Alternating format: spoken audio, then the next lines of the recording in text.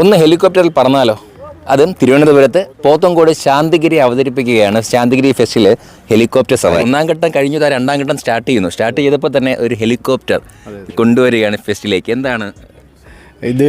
കേരളത്തിൽ ആദ്യമായിട്ടാണ് ഇങ്ങനെ ഒരു ഹെലികോപ്റ്റർ സർവീസ് നടത്തുന്നത്. അതുകൊണ്ട് തന്നെ ഏറ്റവും വ്യത്യസ്തത എന്നുള്ള അതിനേക്കാൾ ഉപരി എല്ലാവർക്കും ഇതിനകത്ത് കയറിയിട്ട് എന്താണ് ഇതിൻ്റെ ഒരു ഫീലിംഗ് അനുഭവിക്കാനുള്ള ഒരു കാര്യങ്ങൾക്ക് വേണ്ടിയിട്ടാണ് തുമ്പി ഏവിയേഷനും ശാന്തിഗിരി ആശ്രമം കൂടെ ചേർന്നിട്ട് ഇത് ചെയ്യുന്നത്. ഇപ്പം ഇങ്ങനെ നിൽക്കുന്നതും ചാർജ് ആയിക്കൊണ്ടിരിക്കുക. കമ്പനിക്ക് അത് ചിലവാണ്, അത് ഡോളറിലാണ് ചിലവ്, മനസ്സിലായില്ലേ? അതുകൊണ്ട് ആൾക്കാർ ഒരിക്കലും തോന്നില്ല ടിക്കറ്റ് കൂടുതലാണെന്ന്. സത്യം പറഞ്ഞാൽ ഇതൊരു 6500 6700 രൂപയുടെ ടിക്കറ്റാണ്.